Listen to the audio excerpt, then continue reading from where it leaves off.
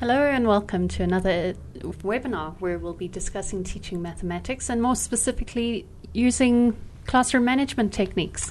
Yes. And today we're joined by Tamlyn. Hello, Tamlyn. Hi, how are you? Oh, good, thank you. How are you? I'm very well, thanks. Why don't you tell us a little bit about yourself? Okay, well, I'm a teacher. I currently teach at a school in Bryanston. It's quite a small school, but I also have quite a diverse history in terms of teaching. About 16 years ago, we started a private maths tutoring centre where we tutored children sort of on a 3-to-1 ratio of tuition. So it was a classroom of sort of 32, 33 children in a classroom. And now I'm actually in a situation where I'm working with sort of in between that. So classes of about 15, 16 pupils in a class. So I've kind of seen a couple of different scenarios in the classroom. So it's given me a good perspective. Okay, and I'm assuming with those different scenarios, you would encounter different classroom management techniques that you would have to use. Absolutely. I mean, the bigger classrooms just by nature are going to require you to manage that class so much more. I think that, as soon as you're working with a smaller class, you have the advantage of not necessarily having to hold that discipline quite so tightly, but having had the experience of it from the bigger classes has given you a good advantage to manage the smaller ones. So okay. Yes, suddenly you started talking very, very fast there. So bigger classes needs more management, smaller classes need less. You're still dealing with children, you're still dealing with individuals. So, every situation needs to be managed in its own unique way. A bigger class will require you to just be on top of it that much more. You have the opportunity with a smaller class to be a little bit more individual with each of the pupils, to maybe get to know them all on a bit more of an individual level. But doesn't mean that you don't have to manage it. You always have to stay on top of it. Welcome, Dylan. Hi. Thanks. And if you would like to join in the conversation, remember to use the hashtag VTMaths. That's the letters VT and followed by the word maths. Now, we're dividing this discussion up into two topics. In the last week and the week before, we spoke about discipline, and we'll start talking about that. And then the second area, which is learning barriers, and we don't often talk about that. We often get all encompassed in everything in the discipline. It's often a precursor to the discipline problems, which I think is important to remember. It is. Yeah. Can take, if they choose to become a better teacher. Some of them we've agreed with, some of them we haven't, but we've presented all of them. Today's actionable step is double plan, and this is a quote from the book. It says, "It's as important to plan." Absolutely. Basically, what the book is saying is that if you plan to explain something, so we're explaining exponents, we should also be planning what the students are doing while we're explaining it. Yes. And that ties in with discipline, doesn't it? If you want them to be quiet while you're explaining it, you need to establish that as a guideline. Yes. Yes. Just to add to that, just for something like if you are, let's take exponents, if you're teaching it, pupils like to be guided in terms of what they're supposed to be doing during the lesson. So to say to them, right, in your books I want you to write this heading, and you start, and giving them examples. So as you're teaching, they're actively participating in that lesson by actively working with you in their notes. Yes. Often you find if you give out a handout where the notes are already there in front of them, because they're not actively writing, they're not actually absorbing what you're saying, you often tend to lose them. So that's just one aspect of it. Yes. This could go in so many different ways. You could do a bingo while you're explaining something that people, so they pay attention and try and pick up key words or something like that. Absolutely. But it's a different way of thinking of planning, isn't it?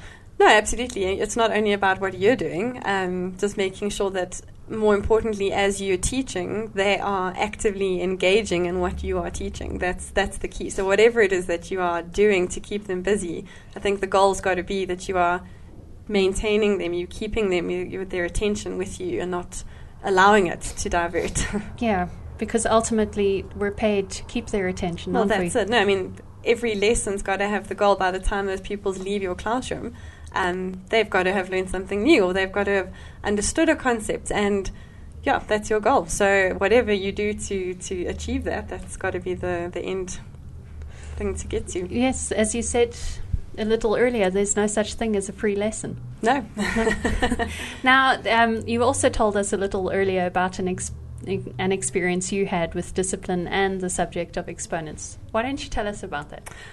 Well, it was a day where I had a grade 9 class and I had to teach exponents, and I really, the means of the resource that I had to teach with was a worksheet, which I think is quite common in a classroom, but I had a particularly bad lesson that day. The pupils weren't engaged, they weren't listening, they weren't trying, and as much as I was really trying to pull them in, I was just not winning. And I left that classroom that day feeling very invaluable, that I really hadn't achieved the goal that I had set out to do that day. And I went home feeling very upset and really felt that I needed to reassess what it was that I had done in that lesson that day, to see what I could do as a teacher. It's not always about, what they were doing was really just in response to what I was teaching.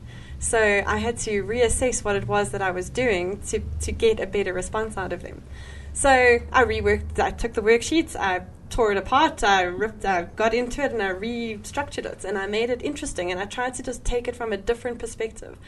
As a result, when I took it back to them the next day, the fact that I had presented them with something that just looked more interesting, it was better structured, it looked like something that they could actually get involved in, not just your typical reams and reams of exponent notes, So I gave them this note that looked more interesting, and we actually had a really fantastic lesson where they could participate in the worksheet as much as I could teach them, and I left feeling a lot better about it.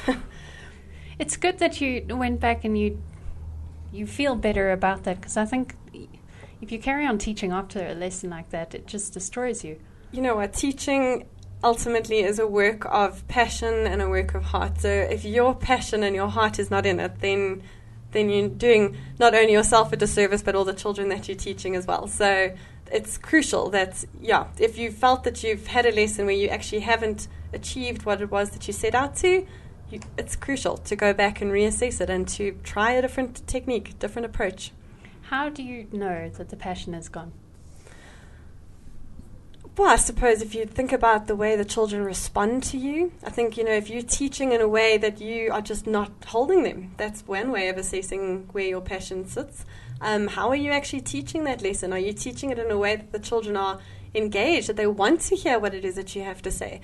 Or are you literally just handing out those uninspiring notes to them that really don't look very interesting, and those speak of where your passion lies? Yeah. Yeah. Yes, Dylan.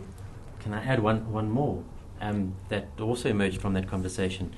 I think perhaps you've lost your passion as a teacher when a bad lesson doesn't affect you.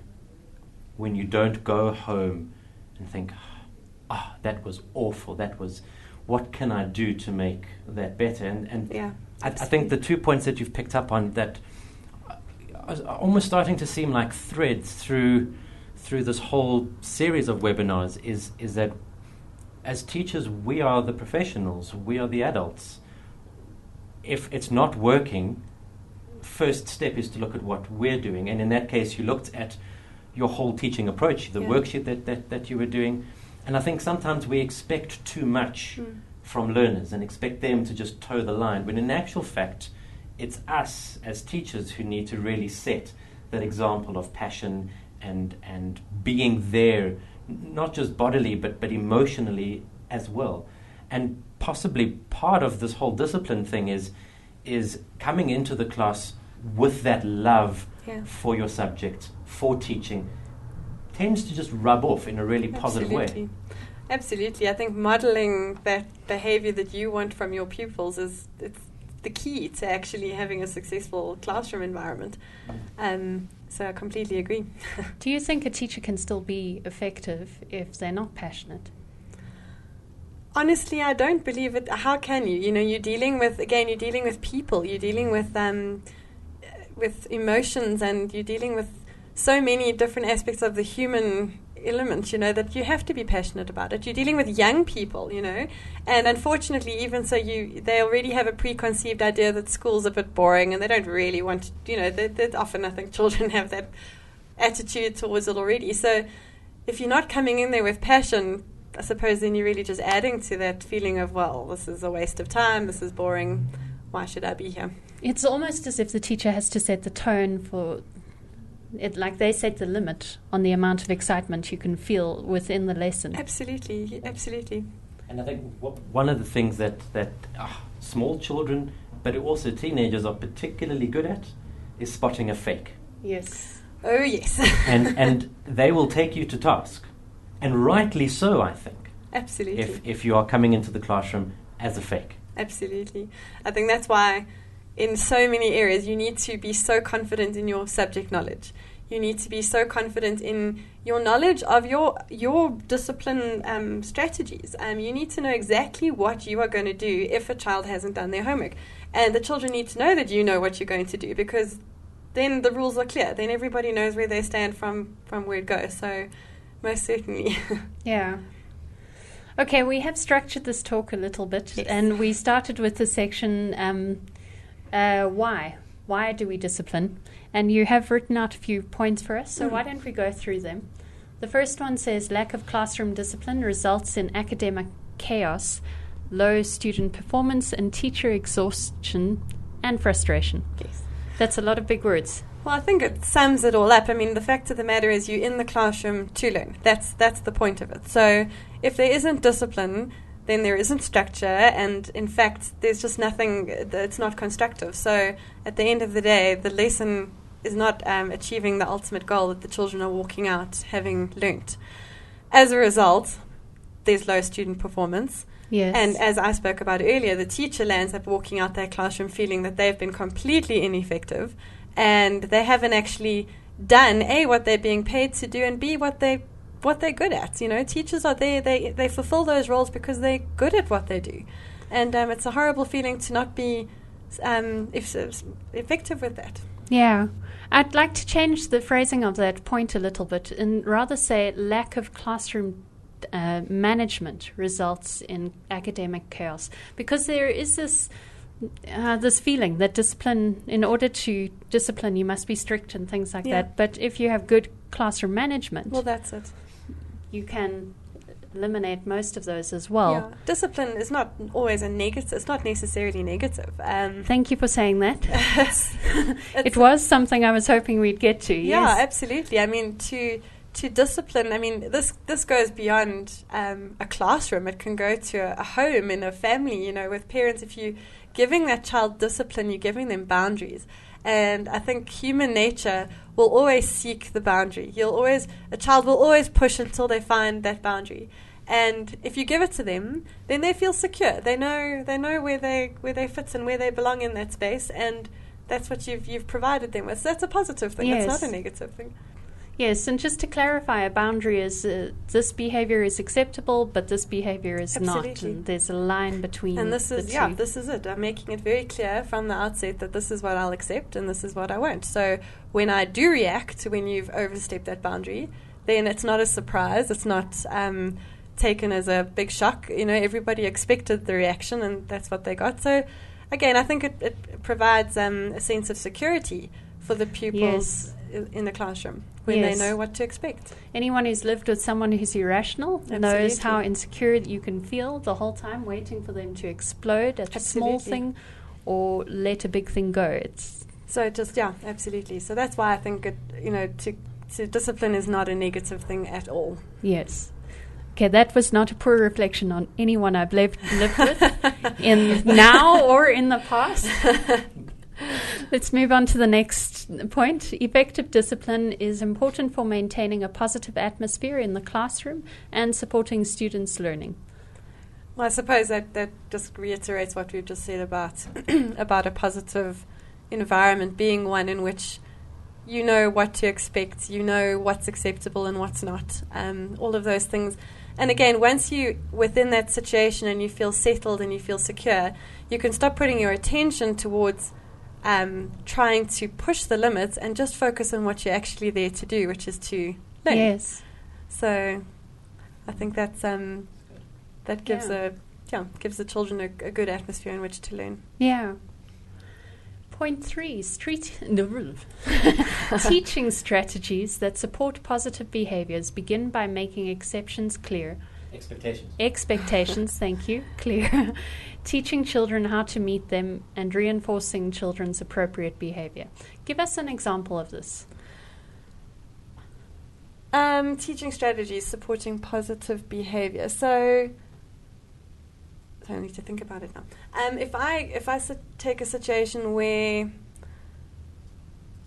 What kind of positive behavior would we reinforce? Well, I suppose, you want them to engage and you want them to be respectful. You want them to engage in the lesson. You want them to do the homework that's been set out for them. All of those things that would be expected in a classroom. So if my children come into a classroom and my expectation on them doing homework is sort of neither here nor there. I don't really check it. It's not really something but then there's the odd day where I fly off the handle because it's not done.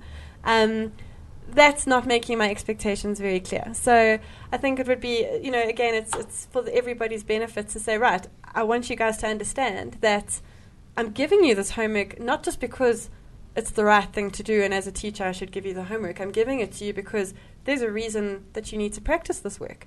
And it's, and let them understand that that's the benefit. But my expectation is that it be done. Yeah. And I've given time. I've put a lot of effort into, putting this together and making it exciting for you. My expectation is that you give it back to me. So, yeah. And what do you do about the student who really does struggle with question 11 and 12 so they haven't completed their homework because question 11 and 12 aren't done? My feeling with regards to that is if you've tried it, if you've gone home and you've sat down and said, right, I've got this exercise on exponents. It's not my favorite section and I don't really understand it, but I'm going to give it a try. And I can see that they've gone back over their notes. They've taken time to maybe just revise stuff that they've done during the that section. Point is, if they've just given it a try, it's the pupil that's literally hasn't bothered. And believe me, you can see very quickly when you're checking homework who's very quickly scribbled down the answers before the lesson, as opposed to the one who's genuinely tried. A pupil who has tried, I will give as much time as necessary to help them. I will always do that because once again, they've met my expectation then. I gave them the homework. They've met it. They've tried. So therefore, I owe it to them to then help them. Yeah, that's a good way to positively reinforce that behavior. Yes. Okay, the next point says to have discipline in a classroom is to provide the essential structure and boundaries necessary in which all parties can function optimally. That big word. Now, I'm assuming then you don't just mean the teacher being able to teach, you mean the other people in the class being able to function as well. Absolutely. I mean, there's nothing... I always feel so terrible for the poor child that's sitting in the class who's genuinely trying to listen and who's genuinely trying to work, and you've got those children who... the the teacher can't keep under control, or the teacher themselves who's just not adequately prepared or hasn't quite got the subject knowledge under control, or whatever the situation is. So, having... on the teacher side, making sure that they have a structured lesson, that their classroom environment is it's acceptable, it's structured, it's neat, and it's in everything's where it should be. Those provide the setting for a good classroom environment. So that's on the teacher side. And on the pupil side, to give them structure in terms of, things like, do they have, I want you to have a book. I want it to look in a certain way. It's got to be set, There's got to be structure, because if there isn't, how can they learn adequately if things are not being set out? And, as much as they are high school, I'm thinking of high school pupils here, but, a high school pupil wants to be told, needs to be shown how to put it, how to be structure themselves. Almost as much as primary school children to an extent. Yes. They like to be led. They want to be shown. By giving them that, you also have buy-in from them. They can see that I'll trust you. Like, I'll let you teach me, but make sure then that that you give me what I'm needing. Yeah. A little earlier in all of that, you mentioned that, again, that if a teacher's not adequately prepared, discipline usually goes out of the window.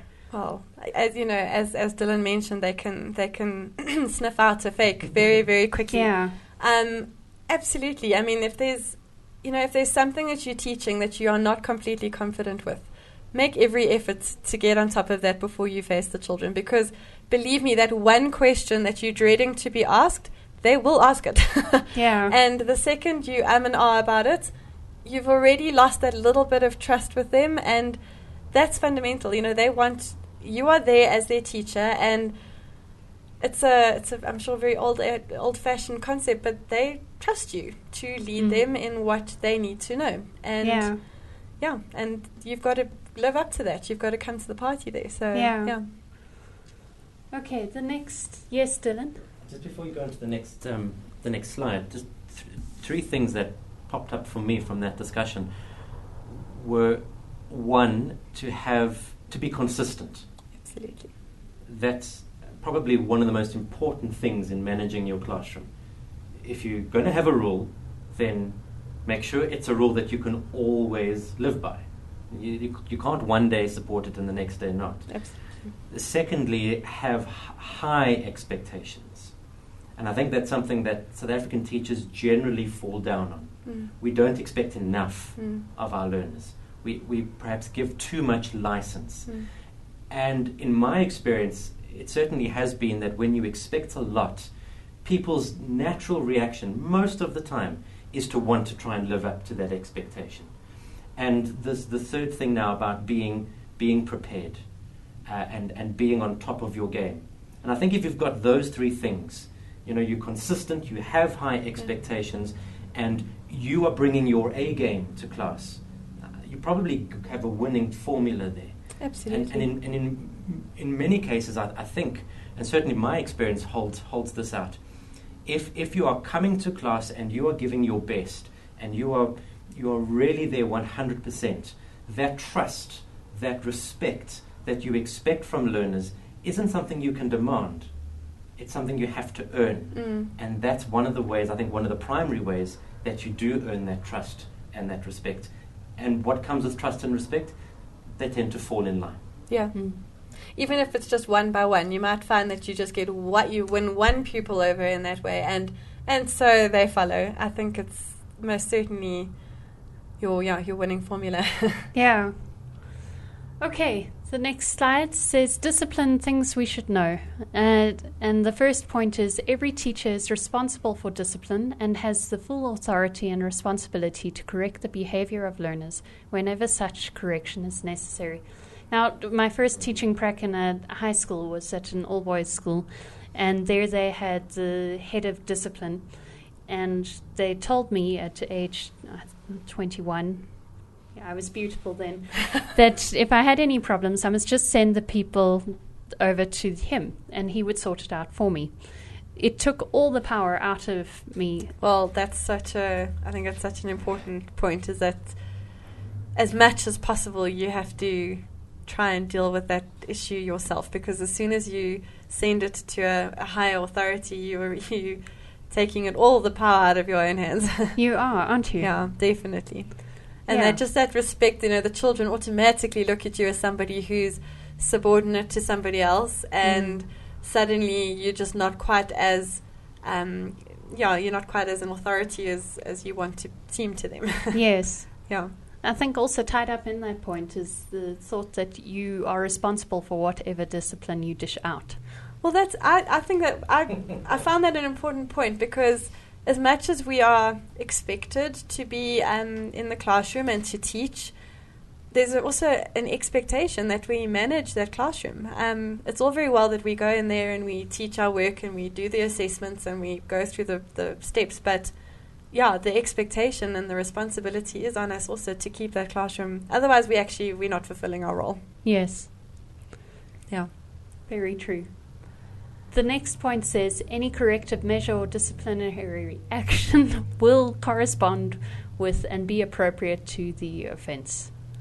So this, I think, has got to be, this comes to me back to knowing what your discipline measures are. If somebody hasn't done their homework, what are you going to do about that? And not to act in the moment. To act in the moment is often irrational, and it's often not maybe quite in line with what the offence necessarily is. And to be consistent, again, if you've given a detention on one day because homework wasn't done, but then on 3 other occasions after that you don't, and then suddenly again you do, you know, you're not giving a message to the children that you're actually serious about this. So, you know, you're just asking for the response back. Yeah. So, yeah, to know what your actions are, to make them, and by knowing what they are, they will be appropriate because they've been thought through, and you've had time to actually consider all of that. That acting in the moment is so dangerous. Very dangerous, because more often than not, you possibly are going to overreact. Yeah.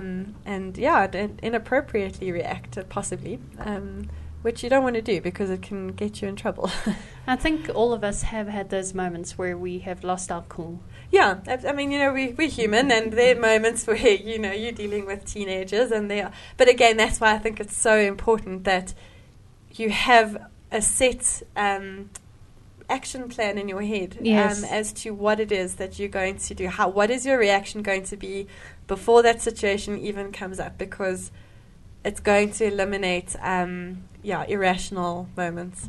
So you almost need to plan out every single possible thing that could happen in your class. I think with experience you start to know what the typical situations are that are going to press your buttons. But I mean, I suppose the typical ones would be talking in class, you know, not being respectful, not respecting the classroom itself, not doing their homework, not performing in class. What are those things that are going to need you to react? Yes. Yeah. The next point says all learners must abide by the discipline system, and that has been developed to assist and guide learner behavior in the school. This is important. Yeah, as much as the teacher has the responsibility to enforce the discipline, the pupils actually have the responsibility to follow it. They join a school, they are underneath that school's disciplinary, underneath their policy. Their responsibility is to follow it. So they need to understand if they're not fulfilling that responsibility, then they're going to have to be dealt with in a disciplinary way. Yes. I think it also speaks to teachers who don't follow discipline procedures within the school system as well. Absolutely. And I know that I have been guilty of that in times and got myself into quite a bit of trouble. Yeah. But at the same time, some of the rules in schools, let's face it, are stupid. Yeah. Again, I would assume there's got to be a fair amount of flexibility. We people, and we deal with things in different ways. But it's still a framework. Yeah. And if you're acting within that framework, again, it's almost like that boundary. You know, the disciplinary policy of a school is your boundary, and you can sort of function within that. So if certain situations, if you react, I think as long as you're making sure you're not overstepping any kind of boundary in terms of the policies of the school, you've got to also, gauge what works for you as a person. Okay, so I'm going to spin a scenario here, okay, and we'll call the teacher Helen. Okay. Okay, now Helen works in the school where they have a uniform code, and the uniform code is tested by the teenagers, but Helen also has a full curriculum to get through.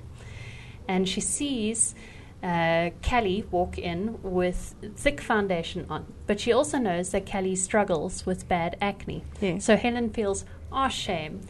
If I tell her to go take off all her makeup, that means she misses out on the whole lesson, and she feels insecure. I'm just going to leave it. Yeah. Am I negatively impacting? Is Helen negatively impacting? What I would say to Helen is, to me, I would say first, okay, so I would call her after the lesson, and I would point out that this is what's wrong. We could discuss maybe, understanding that she's got a bad skin problem and that she could possibly use very light foundation. But fact of the matter is she has to understand that there is a rule in the school which states that they're not allowed makeup.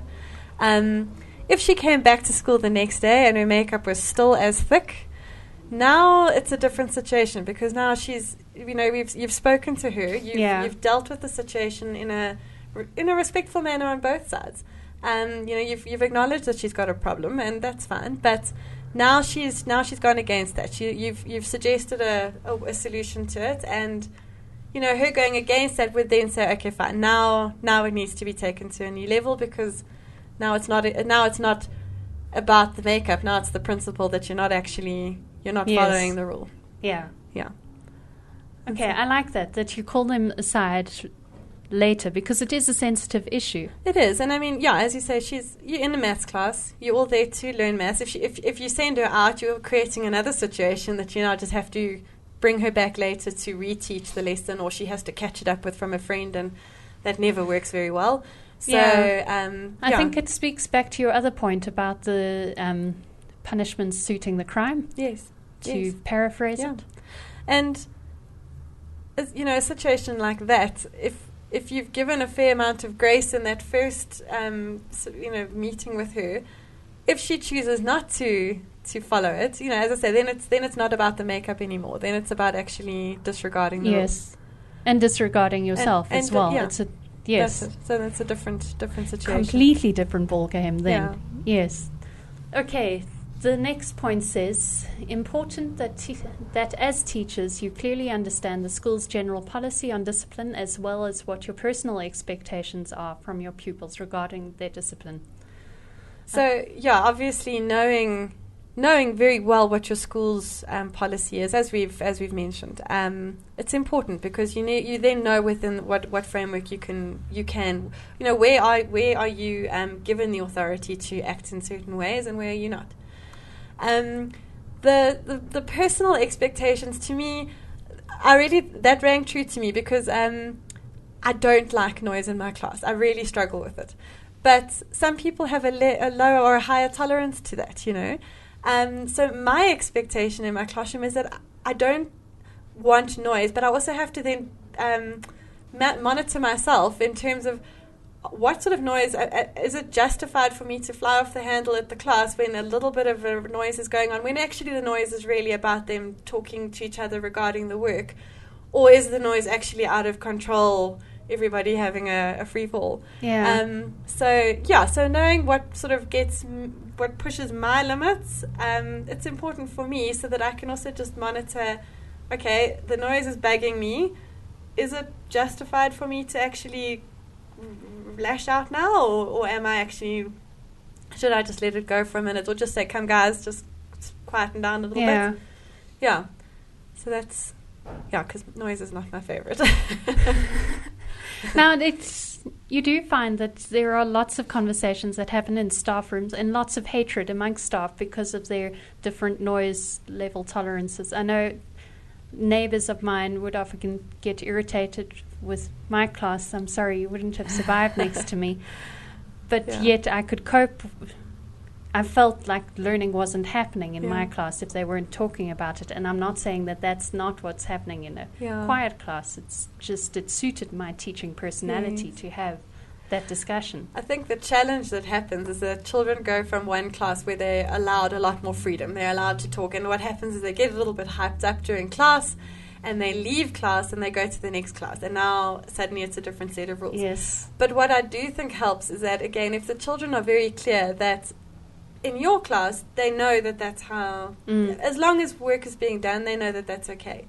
When they come to me, however, it makes me sound terrible, but they know that's Mrs. Pickering's expectation, that she doesn't want the noise. So if I've made that clear from day one with them, I shouldn't have to fight with them about that, even if they've come from a class where it was a little less structured and it was okay to talk a bit more. That was the expectation in that class. So again, I think it's expectation, it's consistency, it's just making clear what you want in your classroom. Yeah. The next point says, essential that consistent discipline is carried out throughout the school in the various classrooms, as well as carried out consistently in your own classroom. So I think it's easier to carry out discipline consistently in your own classroom, because you're obviously not in control of what's happening next door. Yes. I think the school's policy on discipline should manage on an overall basis the way the teachers generally manage discipline. Yes. What happens in the individual classrooms obviously is going to differ. But I think most importantly, as long as what's happening in the individual classroom is consistent, then I think it should be fine, because once again, the expectations of each individual teacher are clear. Now, that's assuming that what's happening in that classroom is managed properly. Yes, absolutely. Yeah, no, a situation where children are left without work, where they're not actually being monitored, that's a situation where there's no expectation, there's no boundaries. And obviously that needs to be dealt with then. Yes, then you're looking at an ineffective teacher, aren't you, rather than a discipline problem. No, that's it, yeah. It's, children, I think, can sense whatever style of management you have in your class, they can still sense that it's being managed. It's not a free fall. If your children are being allowed to speak about their work, if you feel that learning is not taking place without talking, that's fine, but you're managing that. You still know that learning is taking place. You're directing that conversation. Absolutely. Okay, now this touches on something we spoke about just before the show, about a power vacuum. Why don't you tell us a little bit more?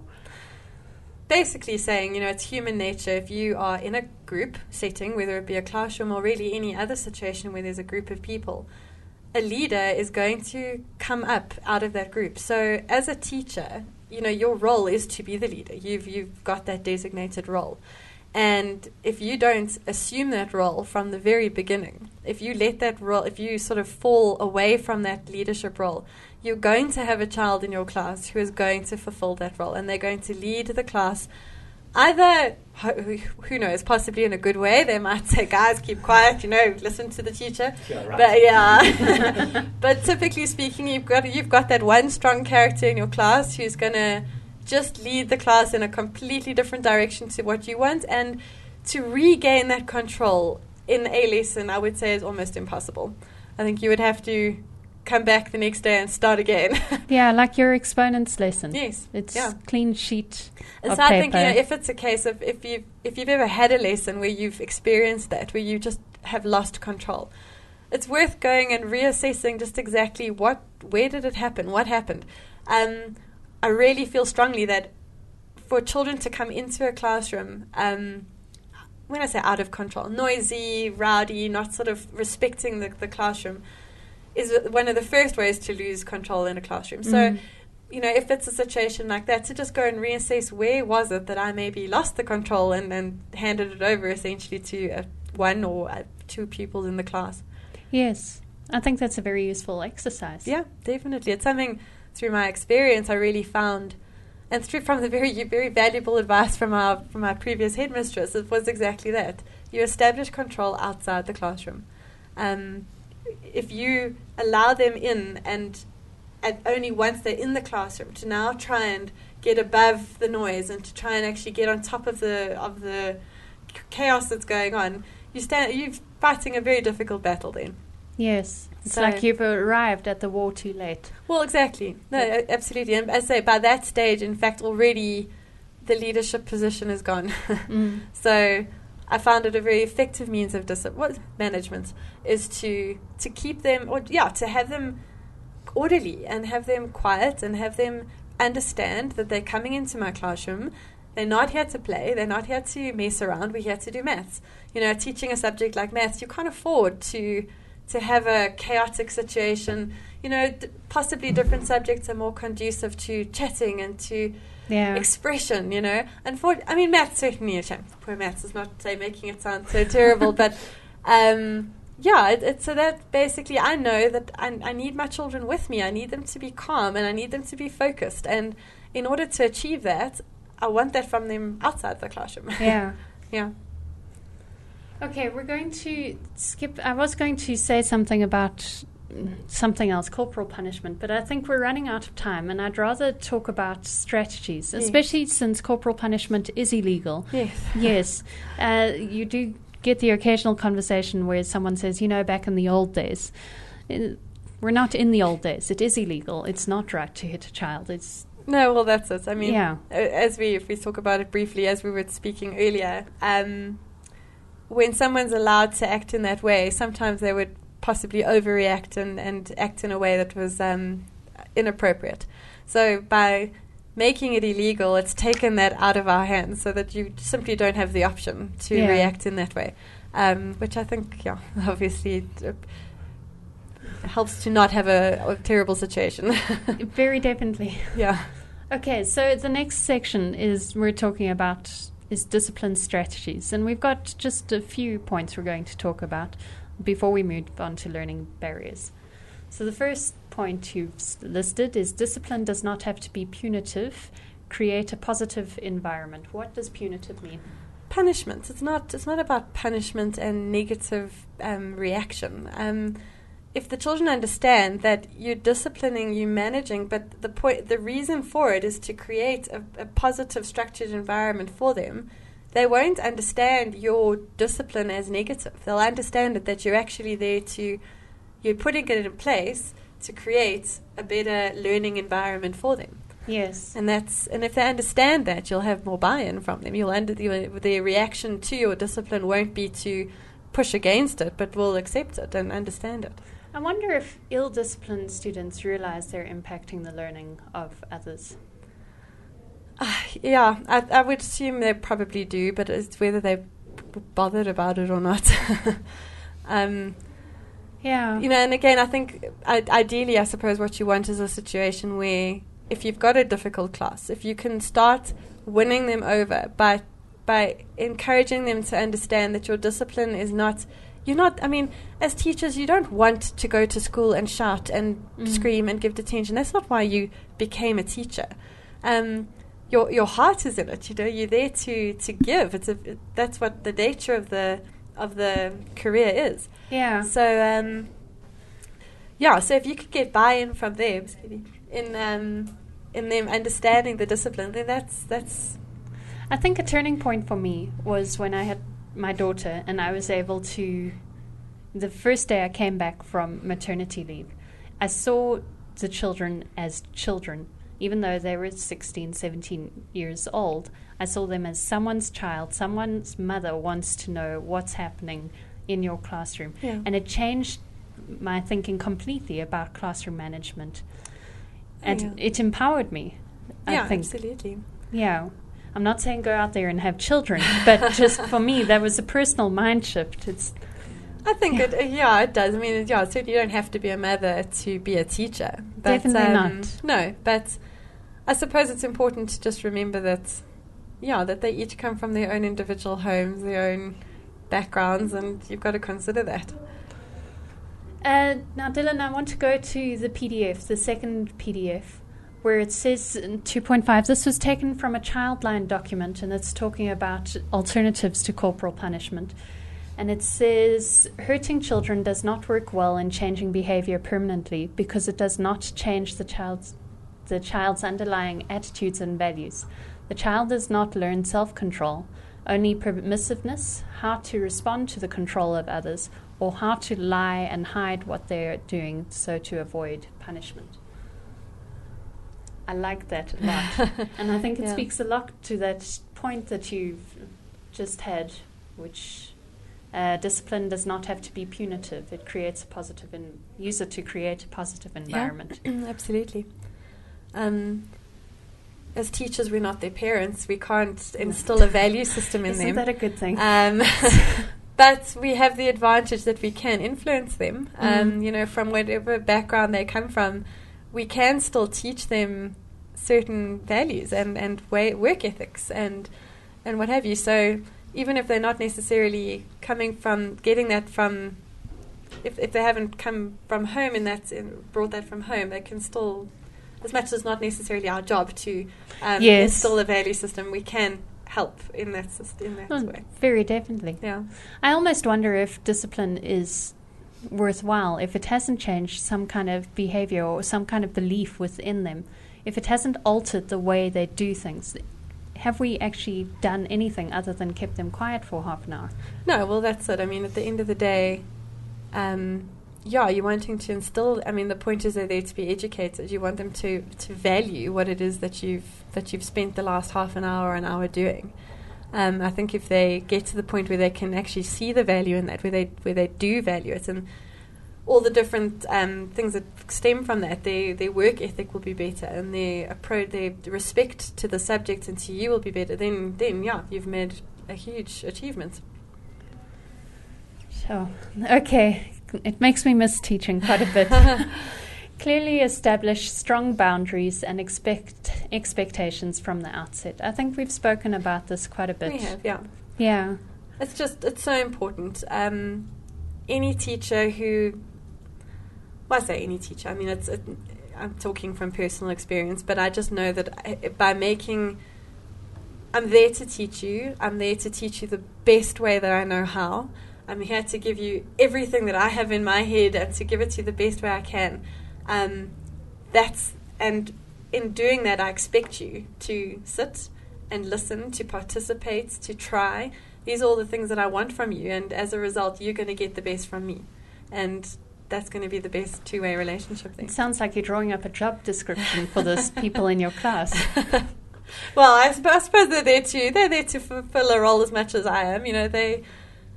My job is to teach them. They're there to learn. So if we all kind of fill those roles, then you've got a happy environment. Maybe making those roles clear. Yeah, that's it. Even though they know they're coming to school to learn, but to make it absolutely crystal clear that that's why they're there. No, absolutely. And if you just get that buy-in, if you get that positive mindset from them, you've got such a good situation in that.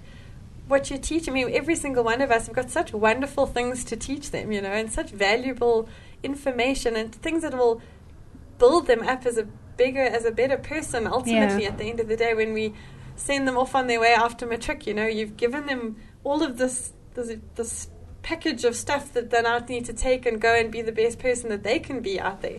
So so that's the goal, is that you've got to get there. Yeah. Now your next point says respect and then consistency, and lastly, teachers must model the behavior they expect from their learners. Okay, the respect thing has come through, but we haven't directly spoken about it. I mean, I think it actually comes in a few things. It's respect. The teacher wants respect, but in order for her to receive that respect, it obviously is a two-way process. You want to respect your learners as much as you want them to respect you. Respect for the learning subject, the subject itself. Some subjects just require a little bit more of you than others do. And if you walk into that classroom knowing and understanding that maths is going to just require a little bit more of you, you're respecting the subject, and you're going to get more from it just from that, having that mindset.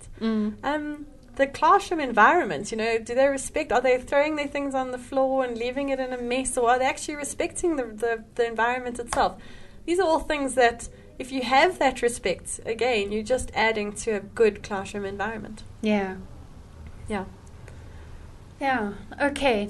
Last two strategies. Teachers must be confident in their subject knowledge and always be well prepared. And teachers must know the disciplinary measures they will take in a situation even before the situation occurs. And I'd like to talk a little about that last point. Again, if I take, for example, homework, which I think is always a difficult one, if you know what it is that you're going to implement as discipline if that homework is not done, then you're not going to overreact or in an inappropriate way in that moment where a child hasn't done their homework. And again, if you've already established what that means of discipline is, you're going to keep it consistent. So those are such key things, as to, the children know that if I haven't done my homework, I simply know that I must keep Friday afternoon open because I know that I'm going to be in detention. Then they must decide whether it's important enough for them to not be in that detention, or if they need to actually do the homework. So just having your plan of action, I think it empowers you. It gives you, it makes you stronger in terms of the way they deal with you. Yes, Dylan. Just add a point to that it's often, I think, really helpful if the consequence of the poor behavior is kind of directly related or flows out of that poor behavior. Homework. If you don't do your homework, then, well, you're going to do your homework. Yes. We're just going to do it at this time. Yes. And I know I've got 2 small kids. It's a trivial example, but I think it illustrates the point. They have to take their plates to the dishwasher. If they don't take their plate to the dishwasher, well, then they eat off dirty plates. It flows naturally, the consequence of their action. And it probably, if you can keep the consequence as close to the poor or good behavior as possible, I think it just makes that work a little bit better. And something to actually add to that is, as much as to discipline the bad behavior, also know what you're going to do to a pupil who's illustrated good behavior. If someone's really gone off there and really done an exceptional job with their homework, have a know what you're going to do for that. I mean, are you going to pat them on the back? Are you going to give them a free, no, not a free afternoon, but but what, it's not only reacting to the bad behavior, but also have reactions to good behavior as well. I remember I had a grade 11 at an all-boys school, a grade 11 class who was not working, and I got stickers. And I started putting stickers in their books for when they had done the work. It created havoc in the class. Suddenly they all wanted their stickers and have stickers.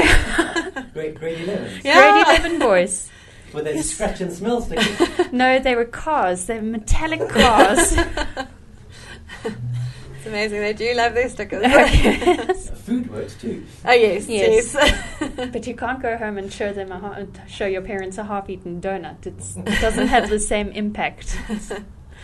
Okay, now we did plan to also talk about learning barriers. Yes. And unfortunately, we've got 6 minutes left. So why don't you tell us a little bit about the effects learning barriers would have, and also about the intrinsic learning barriers. What is an intrinsic learning barrier?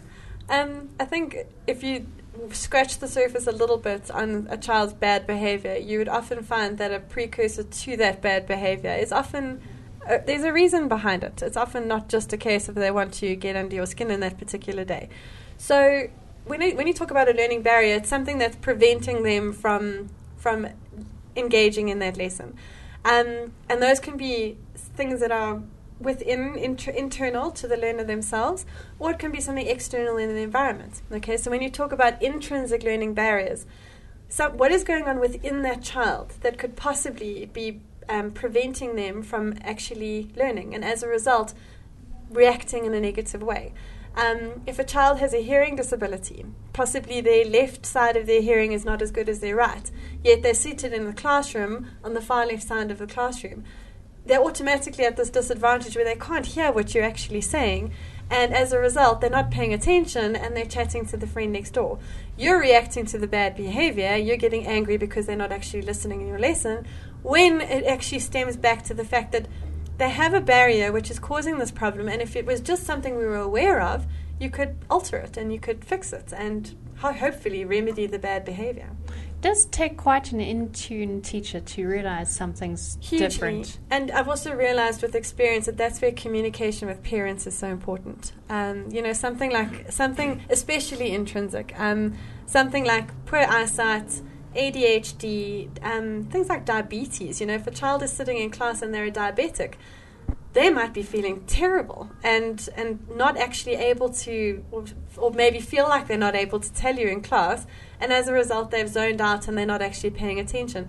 If you're aware that the child's a diabetic, you obviously know how to react to that. Instead of giving them a rocket and saying, "Come, listen," you know how to respond to those things. So yes, you do have to be in tune, absolutely, and parent communication is important with regards to that. I think also communication with other teachers, especially teaching high school maths. You only have them for half an hour a day. Yeah, absolutely. Maybe the problem you're having is the same problem everyone else is having. And also, it's communication to the child themselves. If you find their behavior is bad, instead of being negative to them all the time, to actually talk to them, say to them, "Listen, why is it that you're not listening in class? Can you hear me? Are you able to see the board properly? What is it that's causing you to not listen to me?" And you might find that that's exactly, ma'am, I can't actually hear what you're saying in class, and as a result, so if I move you to the other side, do you think that'll help? Yes, okay, great, then let's try that. I think that communication with them It forces them to be honest about their own behavior. Yeah, absolutely. And to say to them, I'm giving you the benefit of the doubt. I want to know, is there a reason why? Is there a valid reason why you're not listening in class?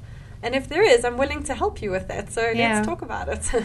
Unfortunately, we can't go provide answers for problems like ADD and stuff like that. No, those are obviously, but again, it's an awareness of it, I think. If as long as you as a teacher are aware of that situation, then you can respond appropriately in the right way. It's when you don't know about it that you have a difficult situation. Yeah. And then the extrinsic barriers, those are things out, in your environment. So looking at things like, is the child coming to school hungry every day? Because if they are, their attention levels are going to be affected, and you shouting at them once again because they're not listening, and yet the child's genuinely, there's a situation in which it's causing them to be prevented. They're not able to listen in class as well. What other things?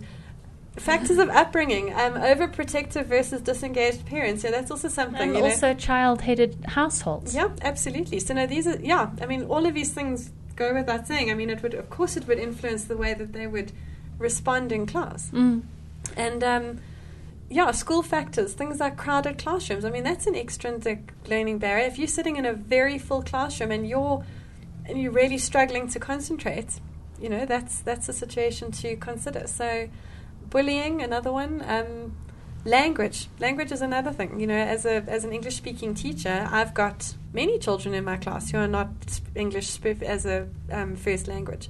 So it's something to consider when you're teaching. That are they fully understanding what it is that you're teaching? Because it's important that that you've got to understand where they're coming from, and they've also got to understand that they need to ask if they're not understanding. Yes. So I think again it's just the awareness of all of these external and internal things as possible causes for. Absolutely, and you'll probably find that 90% of the situations that you deem bad behavior actually have a root to it that can be helped. It can be remedied if you just know about it. Yeah. But at the same time, if you're sitting with a class of 45 every half an hour or every hour, different Absolutely. 45. No, it's a huge task. There's no doubt. The only thing I would say is that to just try as best you can in a situation to try and not only just view this child as one of a pack, but to view them as an individual. That each one actually does have their own individual story there, and to do your best. And I know it's very difficult. It's not an easy situation, but to just try and think beyond what they're doing as to maybe where's the behavior coming from. I wonder if we could be strategic about this. If you do have, let's say, 6 classes of 45 that you're seeing every day, if you just focused on 10 of those on a more individual basis, and they don't have to be the worst behaved, they can all be mediums, or they could be a wide spectrum, bad behaved, good behaved, middle behaved, and got to know those 10,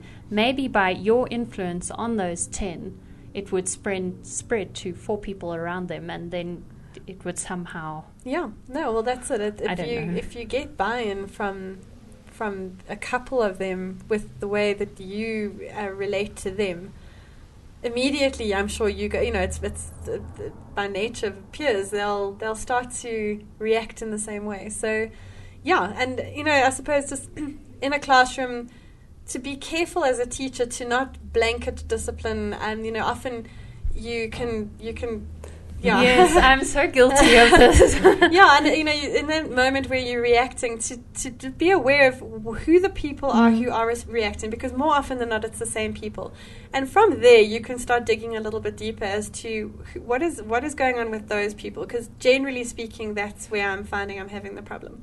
And then as a result start actually finding the root of the behavior. Yeah.